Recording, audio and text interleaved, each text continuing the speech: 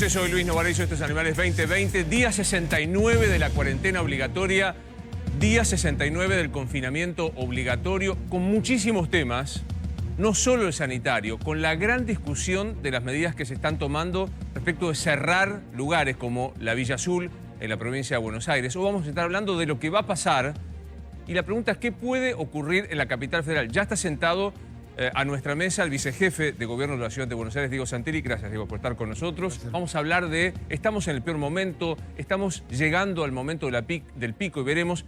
Tema que trajo aquí Jorge Asís. Hoy, como todos los miércoles, va a estar un rato antes.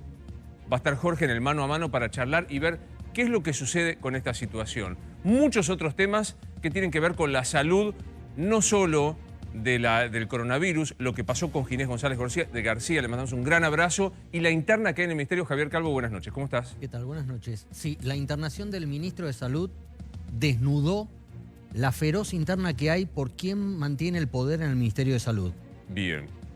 Hoy vamos a estar hablando de qué pasa con el tema de la interna. Día de 500 fallecidos hemos completado en la República Argentina y día de la pandemia económica que Maxi dijo nos lleva a lugares muy críticos de la economía. Y la pregunta es, ¿qué pasa con la misión? Maxi Montenegro, buenas noches. ¿Cómo estás? Luis, vamos a contar efectivamente cómo viene el financiamiento y cuánto puede durar esto de que el Banco Central esté emitiendo permanentemente para financiar las políticas del Gobierno Nacional. Bien, también vamos a hablar de una reunión que fue el tema escuchas, pero que desnuda el trasfondo político que venimos contando con Romina Mangel, de una política que pasó de la paz absoluta a una discusión. Romina, buenas noches. ¿Cómo estás? Buenas noches. Bien, el Congreso se reunió hoy, la bicameral de seguimiento de los organismos de inteligencia. Creo que fue de alguna manera la preliminar para lo que se viene, si bien nombraron a Ritondo como secretario. ¿Qué se viene? El tema de las empresas, qué pasa con la participación del Estado en las empresas y el impuesto a la riqueza. Sí. Dos posiciones muy enfrentadas que se notaron hoy cuando estaban hablando en realidad de otra cosa, y vamos a hablar qué pasó con escucha. En el medio de esto, un dato para que tengas en cuenta. ¿A dónde está la economía argentina? Gustavo Marangoni, buenas noches. ¿Cómo estás? ¿Qué tal? Muy bien. Imagínate que te encontrás con un compañero o amigo de la facultad o del colegio que no veías hace mucho tiempo y la primera frase que surge es «estás igual». Eso es un halago. Ahora imagínate que dos países se encuentran después de décadas y uno le dice al otro «estás igual». No es bueno. No parece ser bueno. Hoy el ministro de Salud de la provincia de Buenos Aires, en donde siguen creciendo los casos, lamentablemente se acerca mucho el número diario de contagios de la capital federal, habló de lugar que sea crítico como Villa Azul va a ser cerrado, va a ser clausurado. Mira. Obviamente que uno no puede aislar un municipio entero, pero por ejemplo el caso del country o un edificio corporativo donde trabajan 2.000 personas. Si yo encuentro de golpe 50, 60 casos con una tasa como la que vimos en Barrio Azul o en Retiro, de positividad de 50, 60%, tengo que tomar medidas drásticas ahí. De uno detecta que hay una explosión de casos con una altísima tasa, tiene que tomar todas las medidas necesarias posibles en cuanto a la restricción. Cuando hay una explosión de casos tiene que ser muy fuerte, porque si no, eso es una bomba viral que se dispersa para todos lados. Bomba viral que se desplaza a todos lados. ¿La capital prevé utilizar esto de cercar, cerrar, clausurar algún barrio, zona? La Ciudad de Buenos Aires ha tomado una decisión hace 3 semanas atrás, que es una estrategia de supresión. ¿Qué significa una estrategia de supresión? Es donde vos tenés un caso que puede que contagie a otra persona o que otra persona es estrecho y que está sospechado de que puede tener coronavirus, lo que hemos hecho nosotros es ir a buscarlo y testearlo. Uno tiene, por ejemplo, la Ciudad de Buenos Aires, 420 casos hubo antes de ayer. Si uno mira los 420 casos, ¿cuántos había en la Villa 31 o en el barrio 31? ¿Cuántos había? 80. Entonces, los 340 restantes, ¿dónde están? En el resto de la ciudad. Entonces uno tiene que trabajar sobre toda la ciudad. Yo digo, cerrar la Villa 31 como Villa Azul no existe. No es lo mismo, no es la estrategia en la Ciudad de Buenos Aires y no es la estrategia porque nosotros creemos que es lo que venimos haciendo, es ir a buscar los casos, detectarlos rápido y aislarlos. Para eso tenemos una estrategia de hotel, una estrategia de hospitales, en terapia intermedia y terapia intensiva. Yo sé que la pregunta la hemos hecho 150 veces aquí en la mesa, pero intenta también generar alguna certeza en la incerteza, que es la incertidumbre, que es la enfermedad. ¿Estamos arrancando el pico? O sea, ¿estamos arrancando la montaña? ¿Está bien cerca? Lo que está claro es que estamos en la ladera creciente de la montaña. Está claro que estamos allí. Nosotros pasamos 15 días atrás en la anterior conferencia de prensa del presidente, ¿no? El presidente, el gobernador y el jefe de gobierno. No esta última. En la anterior había 83 casos ese día. Hoy estás en un promedio de 350 a 400 casos diarios. Ahí te dejo, Romy, para que veamos esto. Digo, porque me parece que los números son importantes. Aprendimos 3 por 400. Digo, hoy en la provincia de Buenos Aires 315 casos. Hoy en la ciudad de Buenos Aires 361. Fíjate la disparidad, cómo va creciendo la provincia de Buenos Aires comparado, qué sé yo, por ejemplo, con el 24 de mayo, que era 494 a 289. Hoy estamos en la ciudad 361 casos, en la provincia 315 casos. Sí, Romina. No, quería preguntarle esta idea que por supuesto se escuchó y que de alguna manera se instalaba ayer de que el presidente Alberto Fernández toma esta decisión presionado por sectores políticos, por la cámpora, dijo Susana Jiménez acá. ¿Cómo se explicaría entonces? Digo, ¿hay alguna presión por la cual vos, Horacio Rodríguez Larreta, tomen la misma decisión en Capital? ¿Cuál es el rédito político que podrían sacar de una cuarentena extenuante?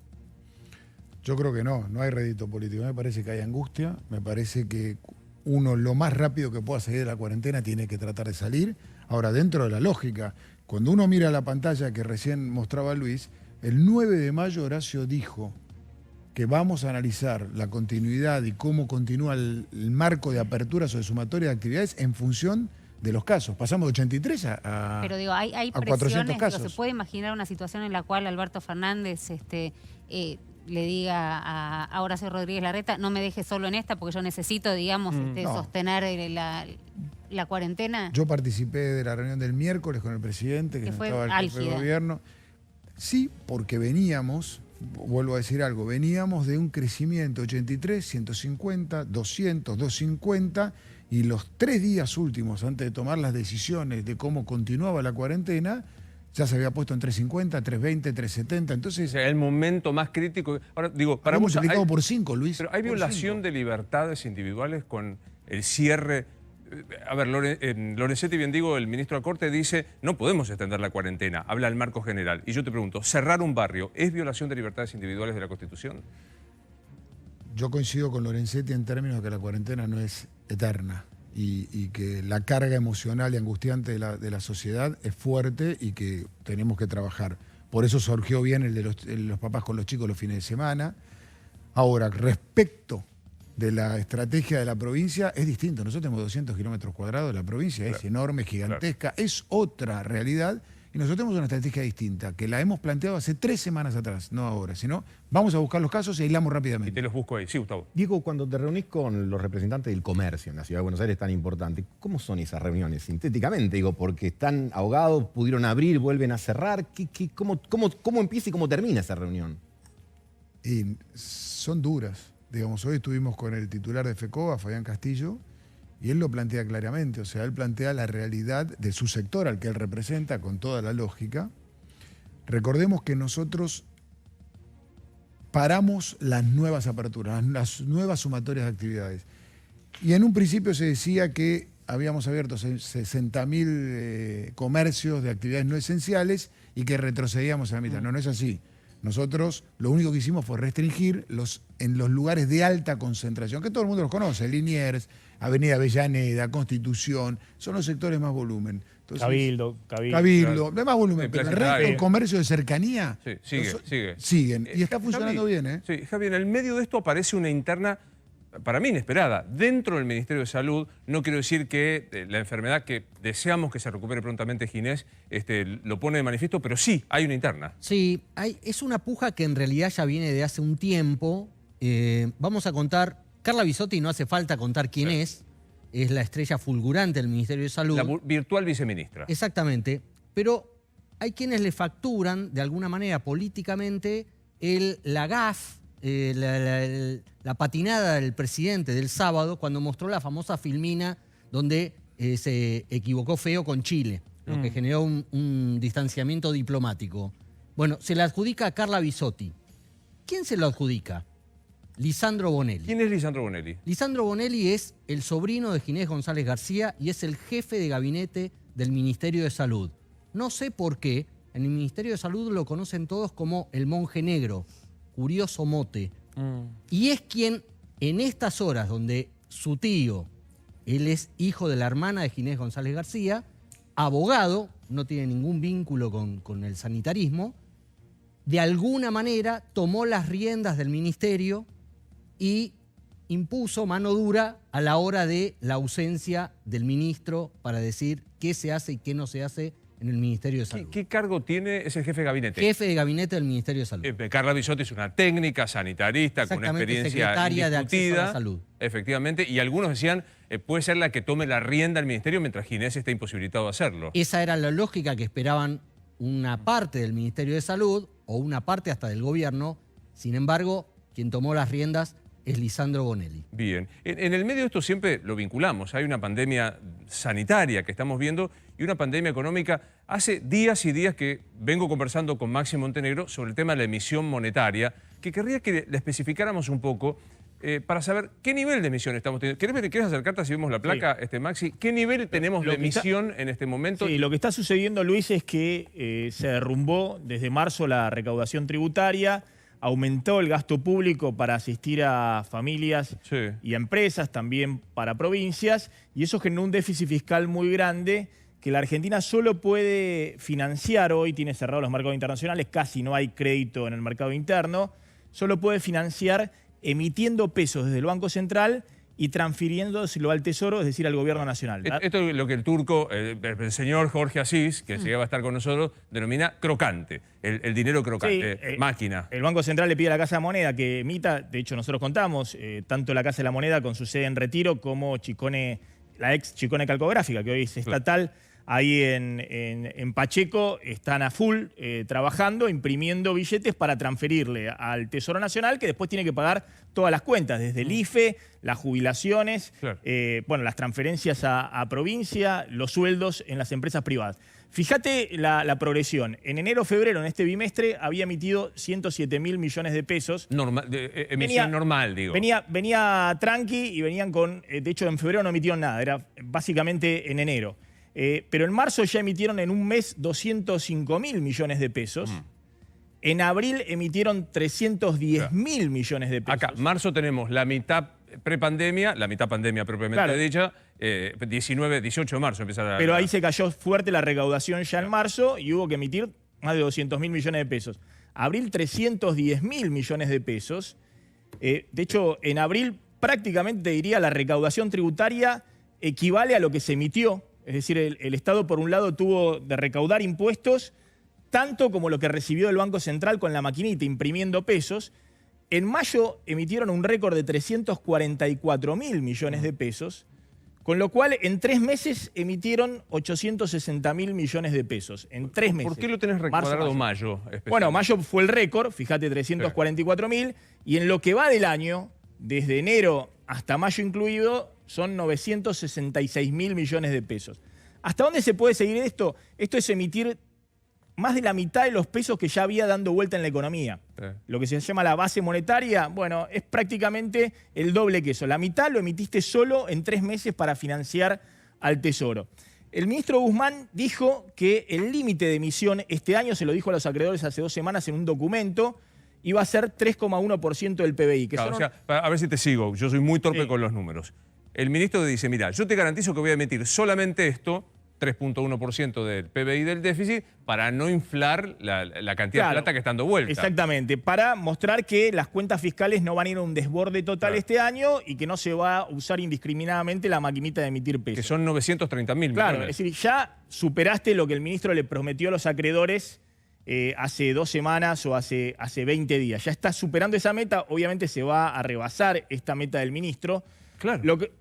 Marzo, mayo ya tenés 859 y le habías prometido 930. Exactamente, ya está superando eso.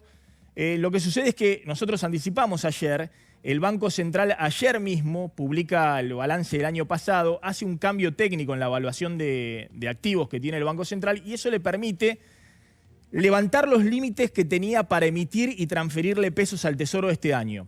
Eso significa que el Banco Central, esto es de último momento, puede emitir adicional a lo que ya emitió, a estos 960.000 millones de pesos, puede emitir, escuchá la cifra, 1.400.000 millones de pesos más. Un billón. Es decir, 1,5 veces más de lo que ya emitió puede emitir y transferírselo al Tesoro Nacional este año. Puedo repetirte la pregunta que te hago todo el tiempo en privado y que sé que vas a poner la cara y decir otra vez con esto, pero insisto.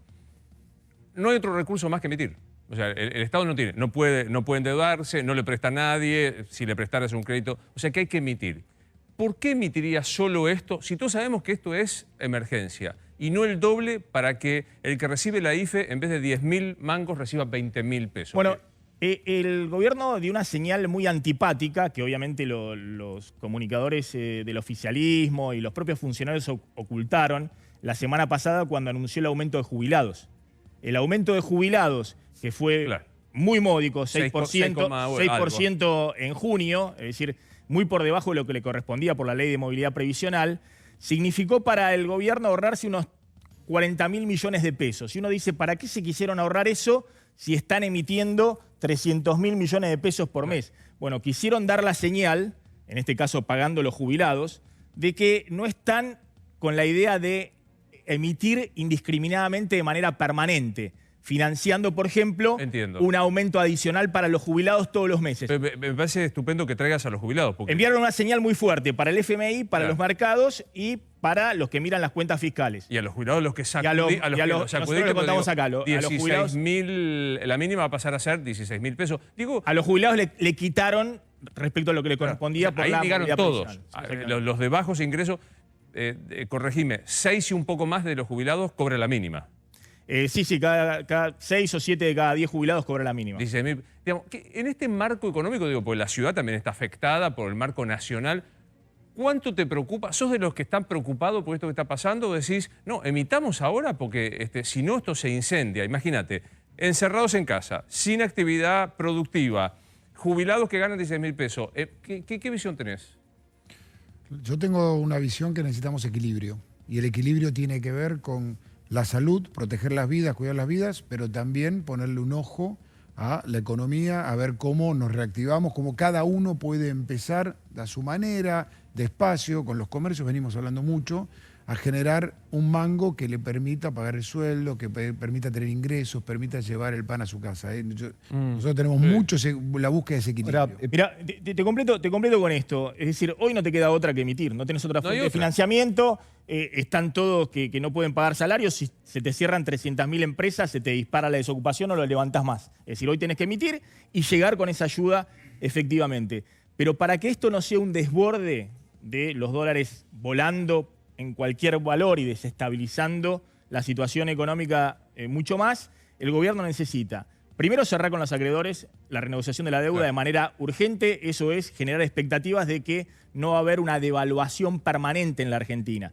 Y segundo, apenas cierre con la renegociación de la deuda, presentar un plan monetario y fiscal de cómo se sale de la pandemia. Es decir, que todo esto que estás emitiendo ahora, una vez que salgas de la cuarentena, vas a recuperar lo que el Banco Central va a empezar a recuperar, estos pesos que emitió, que el Tesoro va a cerrar la brecha fiscal, es decir, que no va a estar con un déficit que agranda permanentemente, y que eso tiene una perspectiva a los próximos 6 meses. El gobierno necesita un plan económico, Luis. Eso es lo que necesita urgentemente apenas salga de la cuarentena. Pero digo, yo quiero detenerme un segundo con el tema emisión y dólares. Los que incluso no entendemos economía ya sabemos cómo funciona. Emitís, el dólar se encarece. Ahora digo, estamos hablando de una economía, vos decías, Gustavo, de una pobreza que nos retrotrae ¿a cuántos años? O sea, el marco de la economía argentina ¿se parece a qué? Se parece a 1974. Hoy un economista prestigioso, Martín Rapetti, posteó en Twitter un cuadro que marca que el PBI per cápita actual es equivalente al de 1974.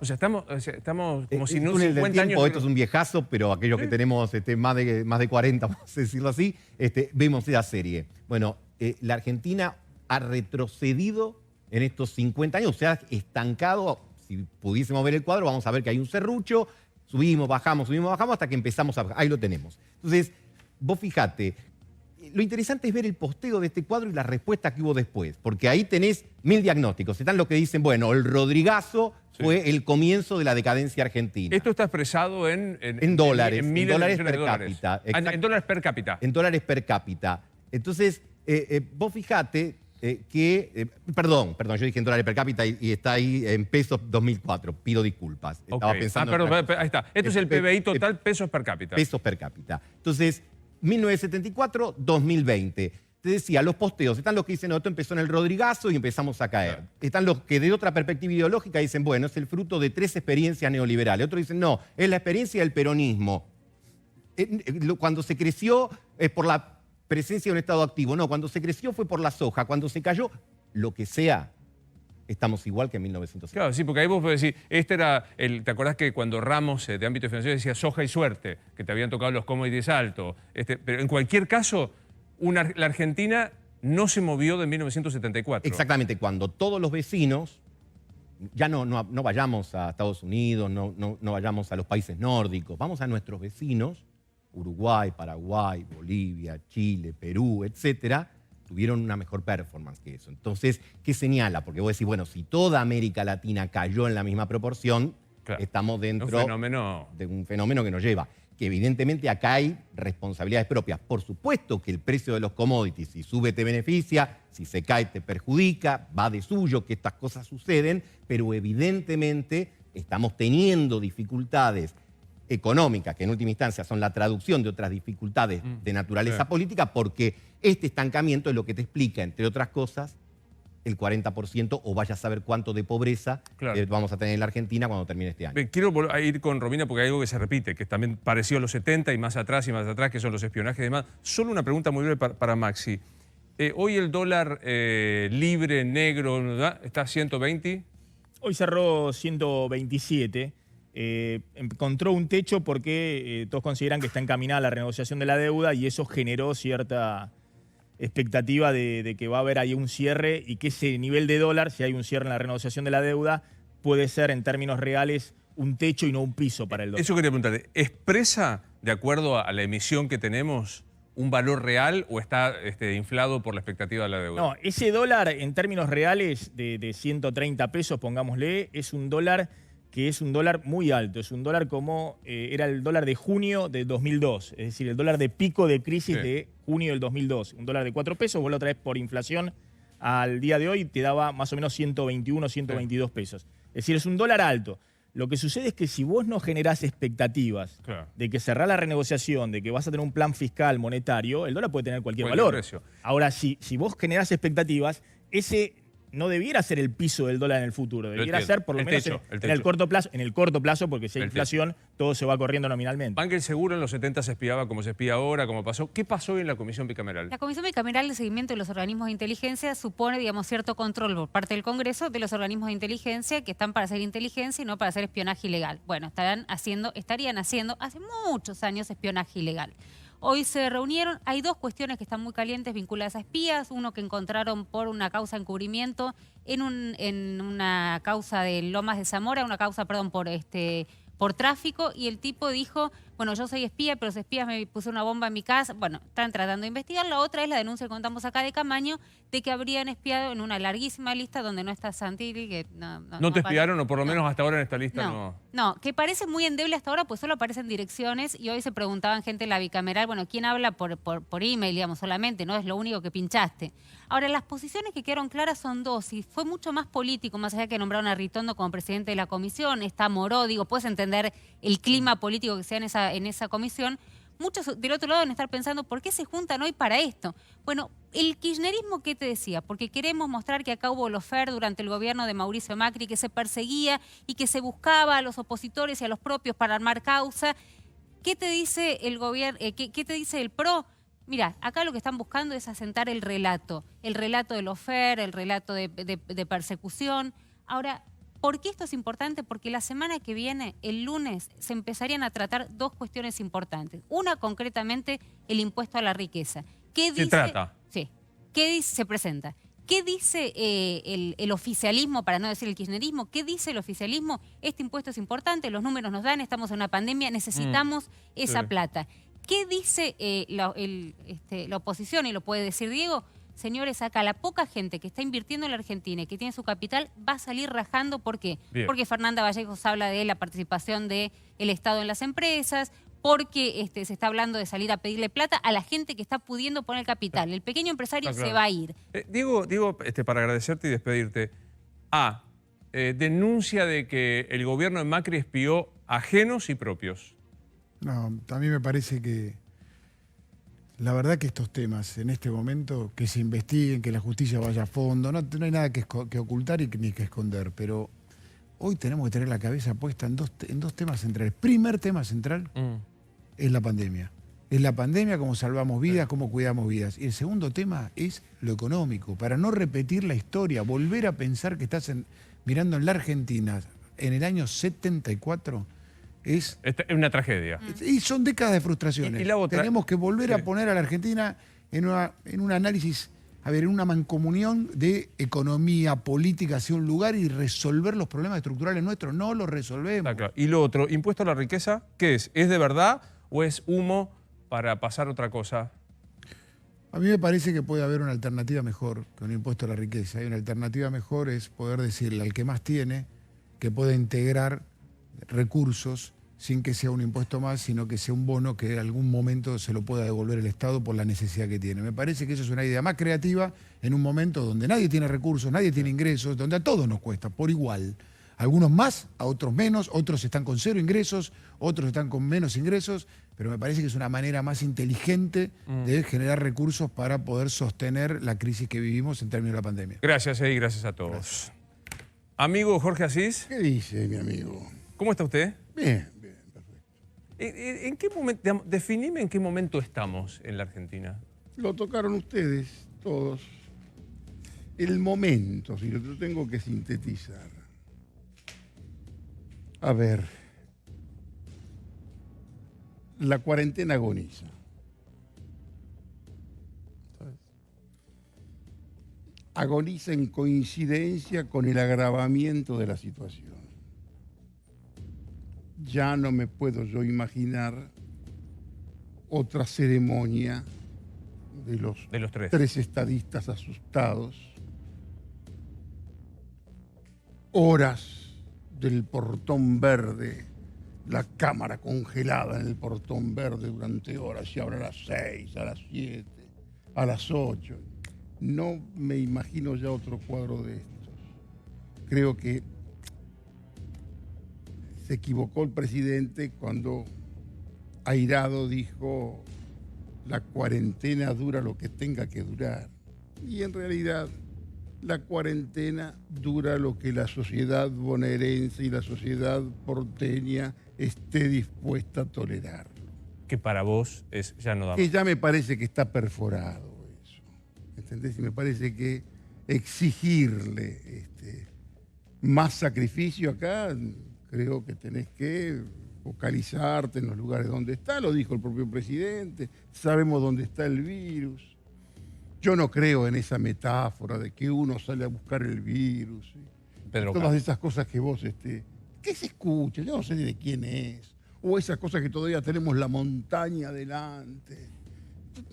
Ya basta, ya la gente está un poquito saturada de todo esto. Vayamos a lo concreto, focalicen la cuestión. Toda la gente es lo suficientemente prudente para mantener la distancia social, lavarse las manos y deja que todo vuelva a caminar. Jorge, la semana pasada los calificaste como los 3 dirigentes conservadores. Partido Conservador. Del Partido Conservador, con condicionamiento. Sin audacia, sin osadía. El sábado los viste igual, porque incluso hubo un ruido ahí, un Kicillof que facturó adelante de Rodríguez Larreta. Sí, pero son, digamos, los 3 están, por supuesto que es una situación desgraciada en la que les toca gobernar. Me parece que están muy asustados, ¿entendés? Y creo que tienen que tomar decisiones. Y aparte, por más que el amigo Santilli con tanta buena voluntad diga tenemos que pensar en las cosas importantes, no es así. Ya se desató también la elección del 2021. Ya estamos en 2021. Ya estamos, todo lo que pasa. En medio de esta cuarentena que prácticamente está agotada, vos tenés un ensayo de ofensiva política del oficialismo sobre el macrismo, que se da, una parte puede ser lo que te contaba la señora Romina Mangel, que tiene que ver con el tema de los servicios de inteligencia, que por supuesto que viene toda una tonelada de fecalidad para el gobierno anterior al respecto, y es un tema del que no se habla con fundamento. A ver un Yo poquito, creo que a ver tenés un que poquito de hablar. esto. Primero quiero de vuelta reconocerte el anticipo, porque el domingo publicaste un tuit y decías gentileza Jorge Asís Digital. Sí, hace 15 días. Y de, Hace 14, 15 días, sí. y empezaste a decir esto y pasó lo que pasó. Pasó esto. Cristina Camaño dijo, apareció una computadora arrumbada allí y encontramos un aparente espionaje del macrismo sobre el peronismo y sobre el macrismo. ¿Me permitís? No lo creo. Ningún profesional de ese oficio olvida absolutamente nada. Son todos profesionales de la memoria. Nadie deja un pendrive, todos saben borrar bien. Ahí, según mi información probablemente mala, hubo un buchón. Hubo un buchón. Ahí van dos cosas en simultáneo, que es lo que se habló también hoy. Uno es la denuncia de Camaño y otro es el atentado que hubo contra un personaje del que todos hablan, que fue un profesional de la CIDE, de la AFE. Que le pusieron una bomba. Que le pusieron una bomba, sí, que es un hombre que responde a la Unión Cívica Radical, que cualquiera que más o menos que esté en la política sabe cómo viene la mano, viene de Becerra de Córdoba, pasó por el Cotino Siglia, estuvo 10 o 12 años como profesional de la inteligencia en Estados Unidos. Un tipo, yo no tengo relación con él, pero tengo un tipo bastante ingenioso, se festejan algunas frases incluso de él, que tuvo un atentado. Y parece ser que este muchacho disputaba el puesto que finalmente tuvo Arribas. Gustavo, recordemos Arribas, el titular de la CIDE, amigo personal titular de Mauricio Macri, y que lo pone como señor 5, el responsable de la CIDE. Y aquí se te mezcla todo, se te mezcla este atentado con las denuncias, y que las denuncias te van a llevar, por supuesto, a un desfile de personajes muy importantes de la política. Vos preguntaste algo. ¿Se espía a los propios? Sí, se espía a los propios. Nadie te lo va a decir, pero desde Stalin para acá, los servicios de inteligencia, por supuesto, que se ponen en el causante, en el oponente, en el adversario, pero también hay que cuidarse de los que te pueden traicionar, que están a tu lado. Y de pronto, algún sector del poder, los movimientos, los deslizamientos de Nicolás Massot, de algún otro, y después se quiere probar quizás la fidelidad de alguno. ¿Entendés? A mí no me extraña eso. ¿Puede que haya sido espiada? No me quiero olvidar que vos dijiste, este es el inicio de la campaña. Empezó la campaña de la elección intermedia. La elección intermedia, que es la que se va a discutir el poder. Yo te lo dije la vez anterior, las elecciones, digamos, de término medio, que son las más importantes. Yo casi te puedo imaginar cómo va a ser esa elección del año próximo y a ver cómo llegás. La suerte, no de Alberto, la suerte de Alberto, la suerte de la doctora, la suerte de Macri, todos se va a notar en esta próxima elección. Y cuando hay tanto interés de avanzar hoy sobre el macrismo, que me parece que te lo puedo explicar por qué sin una información para decirte esto es exactamente así. El kirchnerismo, la doctora, debe estar harta de ser la imagen de la corrupción. Y tienen informaciones absolutamente detalladas de todos los negocios que se hicieron en muchos sectores de la política, que tiene que ver con el oficialismo posterior, el oficialismo que hoy está en la oposición. ¿Entendés? ¿Cómo es esto? Yo estoy, me imagino cómo debe ser la elaboración del pensamiento. Yo estoy todo el día acá como un chorro y yo sé cómo es el negocio todo lo que pasó, y esto se enlaza con la segunda denuncia, que tiene que ver también con esta ofensiva muy fuerte, que tiene que ver con los 86.000 millones de dólares que se fugaron y que por supuesto ya viene fecalidad con muchas personas que tuvieron muy buena relación con el gobierno anterior. Espera, varias cosas deciste. ¿Ya te imaginás el escenario de la elección intermedia, que como sabemos en la Argentina, y lo justificaste los otros días, son decisivas? La elección intermedia es fundamental. La otra es, Cristina dice, lo digo metafóricamente Claro, para que no... Cristina dice, a mí me colgás el San Benito de la corrupción y los que vinieron también, que aparezca. Segunda línea. Y lo otro es la fuga. Primero me decís, ¿cómo te imaginás el escenario de la elección intermedia del año que viene? ¿Quién disputa qué el año que viene? Mira, fundamentalmente se va a decidir en la provincia de Buenos Aires otra vez. Por eso, toda la cuestión de la pandemia y todas las medidas casi desesperadas que puede hacer Kicillof, como esta, que es bastante temeraria, la última. ¿La de cerrar la villa? Sí, eso me parece que es un exceso, es una sobreactuación y que eso puede terminar mal.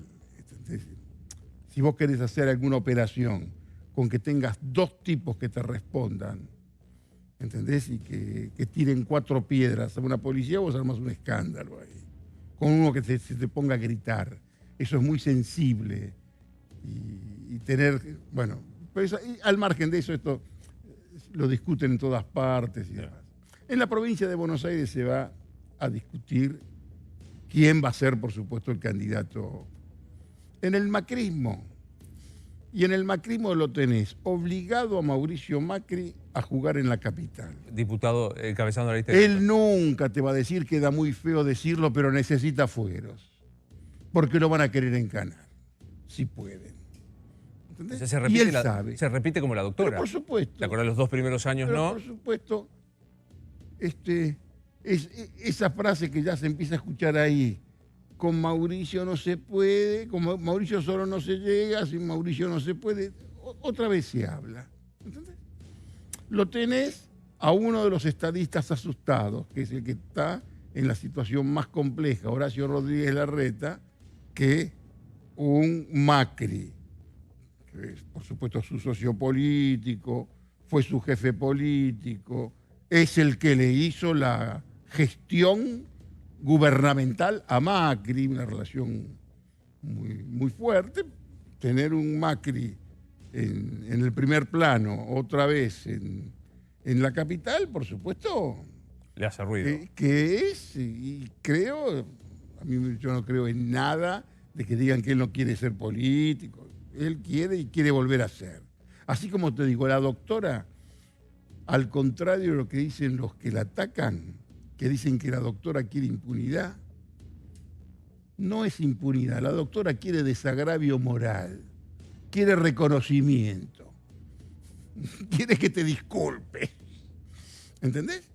Este es un juego, por supuesto, que debe querer que algunas cosas que quizás equivocadamente quisiera tener resueltas se demoran. Ahora, es interesante porque el que no mira la política sino por las apariencias dice, Cristina quiere el poder y Mauricio quiere irse a la FIFA. Y vos decís, exactamente lo contrario. No, pero olvídense, esto no es así, para nada. Pero Macri ya no tiene otra alternativa que seguir en política y va a ser candidato. Y el pobre Horacio Rodríguez Larreta, que es el que está más fuerte para ser y le toca a esta realidad desdichada gobernar, lo tiene, por supuesto. A Martín Lustó con ganas de jugar. A Patricia Bullrich, que como te digo es más viva que el hambre, que en política sabe como nadie. En la capital, ahí se va a jugar un escenario muy importante. Y el otro es la provincia de Buenos Aires. Y en la provincia, que digamos, la muchacha de la Flores... chica, está sola. En la provincia de Buenos Aires, porque Monzó, por supuesto, puede ser un adversario interno y demás, pero hoy ella está sola en la provincia. Estamos hablando de Vidal, por las dudas. Por supuesto. ¿Te la imaginás también candidata? Por supuesto.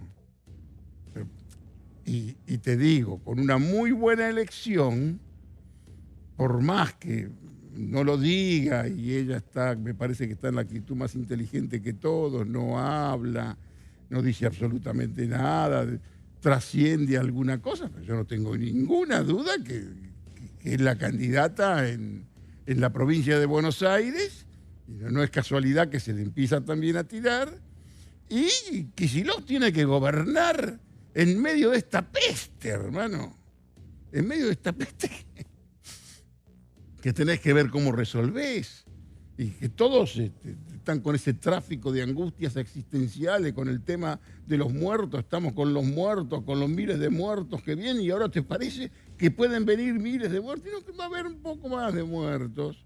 Pero si te movés inteligentemente en los lugares, con los respectivos, sin testear solamente a los que están muy sospechosos, que es como ir, qué sé yo, a cazar en el zoológico, ¿viste? Es una tontería. Tenés que hacer una cosa un poquito más amplia, y el resto de la sociedad y el resto de los lugares donde casi no hay casos, toda la gente tiene mucha prudencia y sabe. Ahora, Jorge, digamos, vos decís con toda razón, Kicillof tiene que gobernar ese monstruo que es la provincia de Buenos Aires, en el medio de la peste, que todo te trastoca, y es el territorio más importante, que es de la doctora. ¿Convenís que la provincia es de la doctora pura? Mira, la doctora es la jefa política de ese espacio. Lo interesante saber es cuál es el modelo político que tiene en la cabeza la doctora. Que tiene la doctora, que tiene ese misterio que es la cámpora, ¿entendés? Que un día tendríamos que hacer alguna charla nada más de ideología y de ideología desde el punto de vista de las ciencias políticas, ¿entendés? ¿Qué representa cada uno de ellos? ¿Qué es? Cuando yo te digo que lo que tendrían que hacer estos muchachos es peronizarse un poco, desde la política grande, desde la política hasta internacional, tenés que salir a jugar un tercerismo inteligente, en un momento donde tenés dos grandes polos, Chile y Estados Unidos, salir a jugar. ¿Y ver qué? Y no hacer todos estos papelones hasta con tus vecinos. Con Chile. Con todos. Pero Jorge, cuando vos escuchás, digo, que yo, Susana expresa como un artista, no quiero entrar a jugar lo que dice Susana Jiménez, tengo miedo de Venezuela. ¿Eso qué es? Y nada, tenés que hablar con ella y explicarle un poco. Digamos, Venezuela hoy no es norte de nadie ni de nada, ¿entendés? Vos, Venezuela tenés que entender, en un momento histórico que hubo toda una tendencia hasta estos gobiernos populares, pero cuando había la coincidencia de tres tipos. Chávez, con el petróleo como estaba y su conocimiento de política internacional, que de geopolítica sabía mucho. Lula y Kirchner. Hoy Venezuela sobrevive, ¿entendés? De pronto, hacia Venezuela, la línea que puede tener mismo Alberto, desde la estudiantina del Grupo de Puebla y todo eso, es distinta a la que pueden tener otros líderes, si vos querés. Pero Venezuela como norte es una falsedad. No hay. Vos decís, no hay, ni en la doctora, ni en la cámpora, un modelo venezolano. Pero para nada. ¿Qué es lo que yo imagino? Porque esto no lo hablás. No se puede. Yo te digo, no es que no se puede. Yo a veces, cada vez que te hablo de estos muchachos, me gustaría saber cuál es el modelo de país que tienen. Como no hablan de modelo de país, vos tenés más o menos que deducir cuando lo ves. Yo creo que tienen que ver, primero, tendrían que peronizarse un poco más, no están en el peronismo, es otra cosa. Si vos, te diría que sería una izquierda postmarxista con un anclaje en el populismo, ese populismo que reivindica sectores peronistas como si fuera casi como un punto de partida, y que derivan en gobiernos populares posiblemente, que pueden tener que ver con una terminal que no sea Estados Unidos. Pero mira qué esfuerzo hay que hacer para describirlo. Tenés que verlos. Qué sé yo, vos me decís a mí, los muchachos de la cámpora yo los tengo más internacionalmente próximos de los podemitas, los Podemos, que también tienen, España, que tienen los mismos ataques en España. Vos tenés que seguir mucho el tema español. España es una lección hoy. España Todo, como vos ves, todavía hoy cualquier político dice, tenemos que hacer como la Moncloa. La Moncloa está terminada. Están más cerca de repetir la confrontación atroz que la Moncloa. ¿Entendés? Hoy se masacran. Como se discute en España, Sí, sí, sí. acá nos parecería barbarie. Acá vos, por ejemplo, tenés a un político como Pablo Iglesias que le dice a su rival del PP la inmundicia que ustedes representan. Eso acá no lo escuchás. No pasa.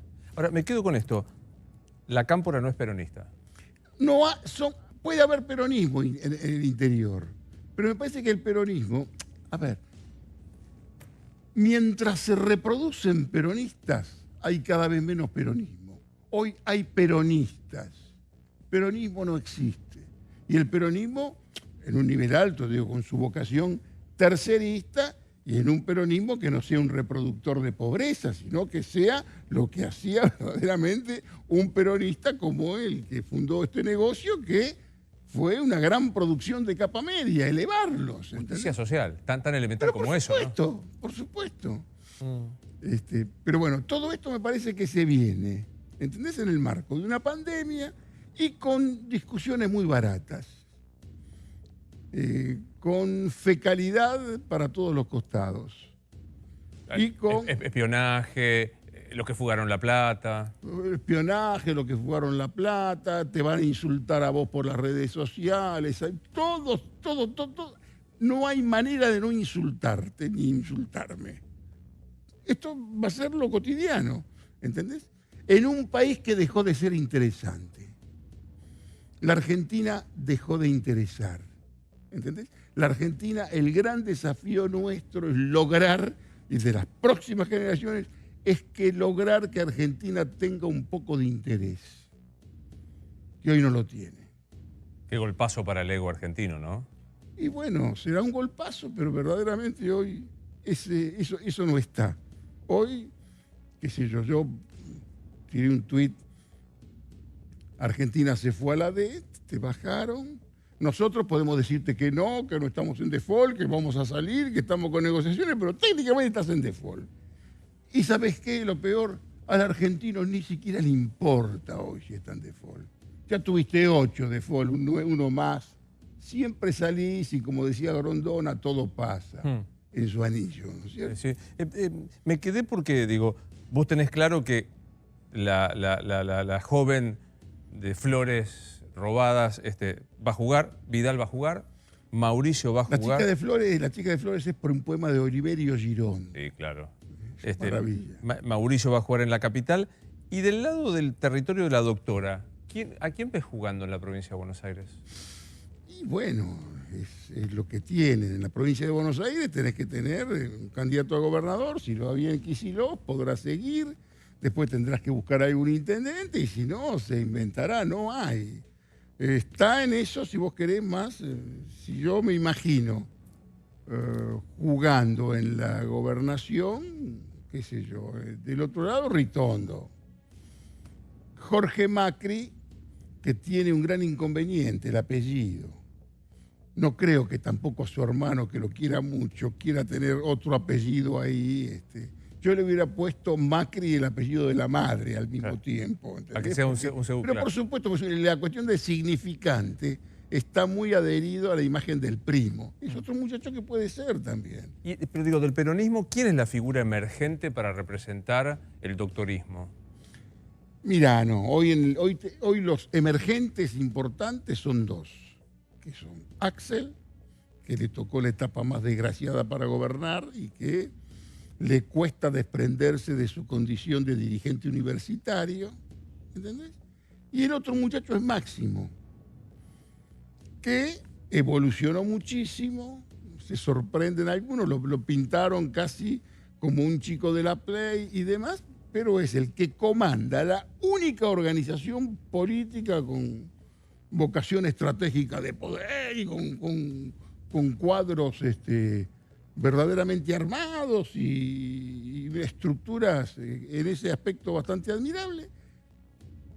Discurso no hay, muy poco, es elemental y tampoco hay modelo de país. Tenés que ver cómo adivinás qué es lo que te parece que puede hacer la doctora que está, me parece que está bastante firme también, ¿no? ¿Qué te pasa cuando escuchás el discurso de la doctora viene por la venganza? Ahora va por la reforma judicial para castigar a aquello que no consiguió.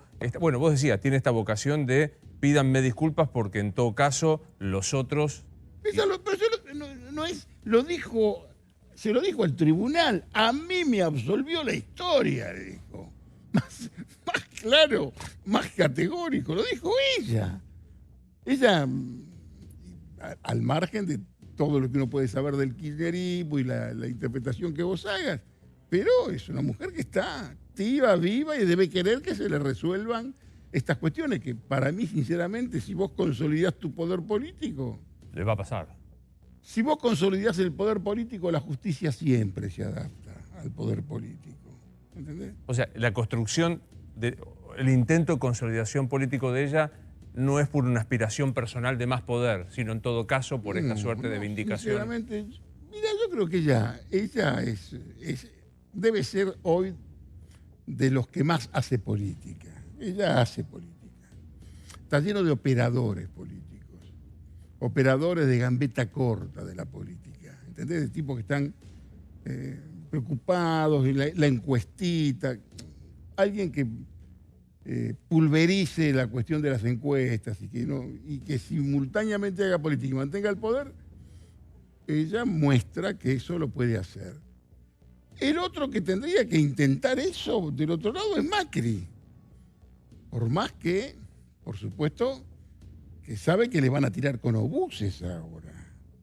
Se viene la etapa de te cito, la fecalidad masiva. Les van a tirar, pero les van a tirar con todo. Y después de la denuncia de Camaño, va a haber denuncias sobre qué se hizo con los fondos reservados. ¿Qué hicieron con esa plata, con esos miles de millones de pesos durante 4 años?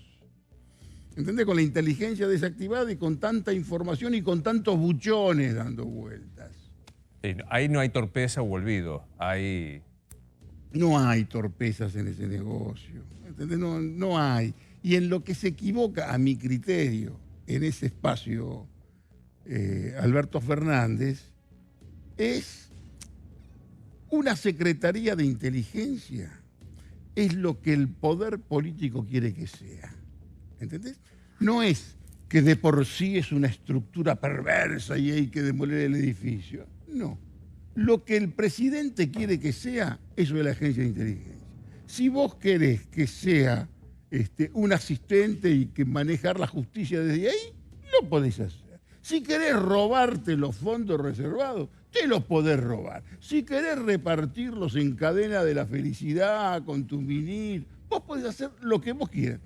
También cabe la posibilidad que quieras tener inteligencia. Si querés tener inteligencia, tenés que incluso ser considerado por las inteligencias de todos los otros países. Acá en la Argentina nos miran a nosotros muchos de las diplomacias de las servilletas, diplomacia de servicios de inteligencia, que son agencias que tienen, por supuesto, aquí ¿cómo es que dicen ellos? Bueno, tiene su lugar, tiene su base en la Argentina y según mi información, probablemente mala, no tienen ningún contacto, ningún convenio, ningún pacto, ninguna confiabilidad con la inteligencia argentina. Vos lo que estás diciendo es que los espías profesionalizados de las grandes naciones no quieren saber nada con la Argentina. No toman en serio. Sí, al menos sé que nos ven, así que les mandamos un saludo. Pero por supuesto, acá vos tenés estación. Estación. Acá tenés estación de todos los países que interesan. Acá tenés una base de inteligencia. Y si vos, desde que sos local, vos renunciás a tener inteligencia porque creés que eso te va bien en las encuestas, perdiste, no entendiste nada, hermano. Te quedaste fuera de... Pero no entendiste nada porque... ¿Cómo vas a prescindir de la inteligencia? Ahora, la inteligencia, el espía ese, hace lo que vos, poder político, querés que haga. ¿Se mete en la sábana del opositor o hace inteligencia estratégica? Yo quiero hacer la máxima transparencia. Yo tengo un buchón de algo que me interesa, no hay recibo de sueldo, no hay nada de eso. ¿Entendés? No es que tengas que leer novelas de espionaje, pero la cuestión existe. Y si los países tienen inteligencia, anda a decirle vos a Israel, anda a decirle a Estados Unidos, a Brasil, a Chile, decir no, ustedes no tienen que tener inteligencia porque nosotros somos buenas personas y transparentes. Te miran como te dice, este Fesa, ¿de dónde salió? En serio. Jorge, vos hablaste del proyecto de la doctora, que es consolidar poder para desactivar las investigaciones, de Mauricio Macri de consolidar poder para tener fueros. ¿Cuál es el proyecto, Alberto? Mira, Alberto es un operador político. Es un operador político que se sacó la lotería. Es un operador político que con la pandemia, lo dijimos acá primero, me insultaron por todos lados, él tuvo un crecimiento importante. Hoy está en la conversación como... Ahora, por supuesto, él es un operador político. Yo no sé cuáles son los términos, creo que hay una alianza, pero vos podés tener una alianza cuando tenés un par. Cuando una alianza es tu jefe, ella es jefa política. Esto es notorio, ¿no es cierto? Ella es la jefa. Este muchacho crece, si este muchacho resuelve, funciona, puede incluso llegar a ser reelecto. Puede ser reelecto. Lo que pasa es que tenés ahí dos personajes que son muy afín a la doctora y tenés un tercer personaje que vendría a representar en este aspecto la derecha, que es Sergio Massa, que no es el dependiente de la doctora. Ya, debe ser uno de los problemas que tiene, ya le perforó un proyecto a la doctora. La re. La re en su momento. Inteligentes los dos y ahora conviven, todos son como Hansel y Gretel, me parece perfecto. Pero también está ahí el muchacho. Y los otros dos son Axel y Máximo. Hoy Axel y Máximo, sí. Y alguno más. Por el otro lado tenés, qué sé yo, Patricia Bullrich con muchas ganas de levantar la cabeza. Y en el radicalismo tenés un par de jefes y sobre todo un personaje que es Lustó, que se lo mira mucho, ¿no? Pero digo, Patricia Bullrich, ¿vos crees que tiene ganas de qué? Patricia sí puede ser reina de España. Pero Patricia, pero por supuesto que sí, Patricia se ve también presidenciable. ¿En serio? Por supuesto que sí. No hablé con ella, no me hace falta hablar. Aparte es hábil, es una muchacha que está desde los 14 años en política, conoce, sabe de poder. ¿No deja de ser interesante que Patricia se quedó con el monopolio? De la palabra. No, Mauricio, vos no tenés que aparecer porque te van a estigmatizar. Y entonces todo el escenario es de ella. Y se pelea. Y después tenés muchos muchachos que son declaradores, son declaracionistas, que entran, que van a entrar en cualquier lote, ¿entendés? Pero no los ves con cierta elevación, ¿no? Pero bueno. ¿Y cómo convive el proyecto de un Alberto exitoso, uno lo desea que le vaya bien, sobre todo en el tema de la pandemia, un Alberto exitoso con aspiración a la reelección y estos tres personajes que vos mencionaste, Axel, Máximo y Massa? Con inteligencia, con concesiones, con un poquito de hipocresía, un poquito de cinismo, pero con buena fe. Si vos, lo peor que podés hacer cuando ves a otro ganar, ya del Martín Fierro, salir a obturarlo, a ver si por los medios contás alguna cosa y dragás a un poco al tipo que tenés al lado. A mí, a mí no me extraña que alguien espíe al propio. Claro, sí espían al propio, porque los espacios son pocos, se disputan. ¿Entendés? Y qué sé yo creo que de pronto puede haber desconfianza. Pero estos cuatro muchachos, y me parece que es importante y te tonifica un espacio político tener tipos que están en condiciones. Qué sé yo, Sergio puede tener los defectos que vos quieras, pero tiene un conocimiento del Estado y una experiencia, agenda propia. Máximo una capacidad de liderazgo, viste, que no podés prescindir. Axel es, yo sinceramente, de los estadistas asustados, el que más me sorprende es Axel, porque Axel es mucho más creativo, inquieto, imaginativo, y lo veo desbordado por esta situación que verdaderamente puede ser impresionante. Te pregunto algo que me da curiosidad, Jorge. ¿Rafecas va a ser el procurador finalmente? Sí. Me parece que sí, sería un buen procurador. Todos somos descalificables, ¿no, Varela? Sí, claro. Todos. ¿Entendés? En el peronismo, sobre todo, este chico tiene que ver con otra cosa, Rafecas, pero todos vas a encontrar algún tipo que te van a tirar por alguna cosa, alguien lo podés demoler. Yo, sinceramente, por mi conocimiento de Rafecas, un tipo que ha escrito un libro sobre el muy Holocausto, importante ¿sí? y demás, formado jurídicamente. Yo saliera porque de pronto una vez hizo un mensaje y no sé qué dijo, todas esas tonterías, o porque pudo haber participado en algún juicio, todos son descalificables. No hay un juez que no diga, no, por favor. Aparte, yo ni siquiera soy abogado, ¿viste? No tengo derecho a juzgarlo, pero sí, ¿Y aparte una buena imagen. ¿Le van a alcanzar los números? Porque ahí necesita de la oposición para tener las 2/3 partes en el Senado. Mirá, hermano, ahí tienen que volver a las bases del peronismo, a Perón. Perón persuadía. Vos no tenés que imponer, vos tenés que conducir. Conducir también es persuadir, ¿entendés? Si vos tenés una actitud absolutamente de confrontación, cualquier cosa que digas, así como cualquier cosa que pueda decir cualquiera por Twitter, ese exceso patológico de la democracia, que es Twitter, antes de largar algo, ya tenés 50 tipos que te están puteando, ¿entendés? Todos tienen alguna contra. No hay alguien que pueda ser un inmaculado y que todos... ¿Entendés? Claro. Salvo que digas Roberto Labaña, que todos coinciden en que Labaña y que todavía Labaña está altísimo en las encuestas, ¿viste? Porque no hay de dónde tirarle, si vos querés. Pero si no, por supuesto que... Vamos a seguir charlando todavía un rato más, pero tomo apunte como en la facultad y en la escuela y me quedo con algunas cosas.